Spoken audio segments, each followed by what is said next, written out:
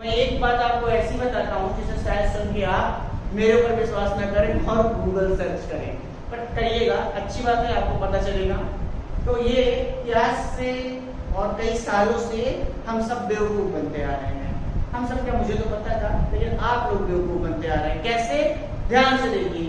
हम हमेशा देखते हैं एक कैमरा वाला आता है और सारा रिकॉर्ड करके चला जाता है, पर असल में वो कैमरा वाला कुछ भी रिकॉर्ड नहीं कर पाता है।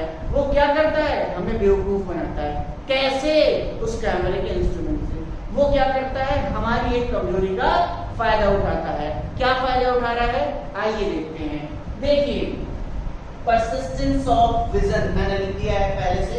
पहले मैं इसको एक्सप्लेन कर देता हूँ, ये डेफिनेशन तो लिखी हुई है। परसिस्टेंस ऑफ विजन का मतलब है कि कोई भी इमेज, पहले आप नॉर्मल बात समझ लीजिए कि किसी भी ऑब्जेक्ट की इमेज, मान लीजिए मैंने ये मार्कर देखा और जैसे ही देखा आपने हटा लिया, पर अभी भी इस मार्कर का इमेज, इस मार्कर का इंप्रेशन मेरी आंखों पर अवेलेबल है। और वो कब तक अवेलेबल रहेगा?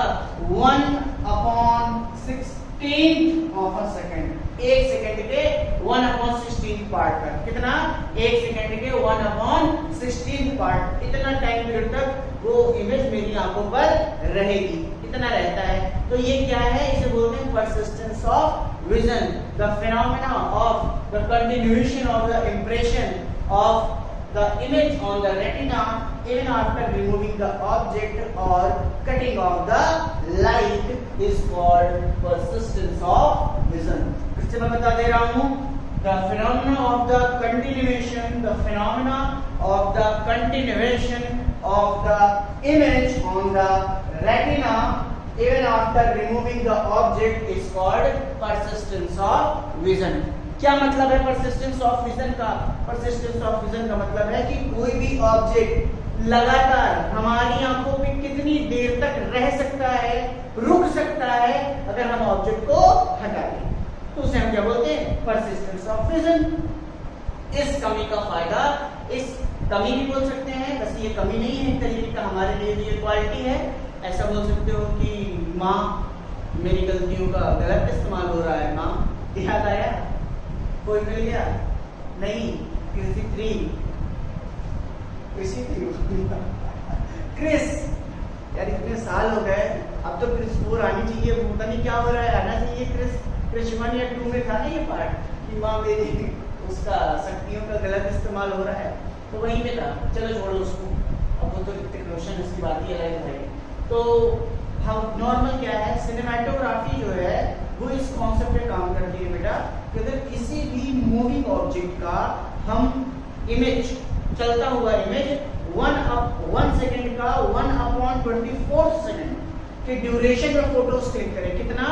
1/24 सेकंड की ड्यूरेशन में हर एक फोटो क्लिक करके उसको उसी सेम ड्यूरेशन में स्क्रीन पर चला दें, भेजते जाए। 1/24 एक गई, 1/24 दूसरी गई, 1/24 तीसरी गई, ऐसे करके भेजते जाए, तो वो सारी इमेजेस आपस में ब्लेंड हो जाती हैं, मिल जाती हैं, और वो आपको कैसा सीन होगा? आपको ऐसा लगेगा जैसे वो चल रहा है। बस इसी का यूज करके सिनेमैटोग्राफी आज तक चल रही है, पर एक्चुअली सच ये है कि आज तक कोई कैमरा बना ही नहीं जो अभी इमोशंस को रिकॉर्ड कर सके। बस समझ में आ रही है? वो क्या करता है?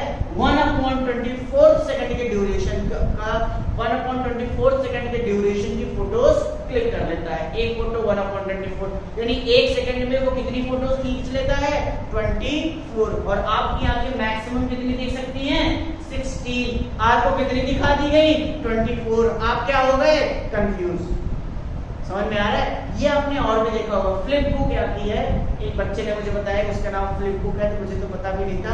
उसमें देखा होगा आप लोगों ने, दिल विल बना रहेगा या कहीं कुछ ऑब्जेक्ट बना रहता है या कुछ ऐसा बना रहेगा, और ऐसा वो एक बुक रहती है, उसको ऐसे खोलते चले जाते हैं, जैसे जैसे पेज हटते जाते हैं वो ऐसे दूर होता जाता है। देखा होगा, या पास आएगा या कुछ मोशन स्टार्ट हो जाएगी उस पिक्चर में। तो ये कैसे होता है? ये यही है परसिस्टेंस ऑफ आई। सोचिए, वो भी केवल क्या है? आर्ट है। हर एक पेज में उसने क्या बनाया हुआ है? आर्ट बनाया हुआ है, केवल एक डायग्राम बनाया हुआ है, और उसी डायग्राम के हेल्प से हमने क्या देख ली? मोशन। डायग्राम में मोशन देख ली। बस इसी कॉन्सेप्ट को यूज करके सिनेमैटोग्राफी आज भी चल रही है। तो एक क्वेश्चन आप लोगों से, बताइए हमारी आंखों का मेगापिक्सल है। कैमरे का तो मेगापिक्सल आपको पता है, तो बताइए हमारी आंखों का कितना मेगापिक्सल होता है। इसे ढूंढिएगा और ढूंढ करके कमेंट में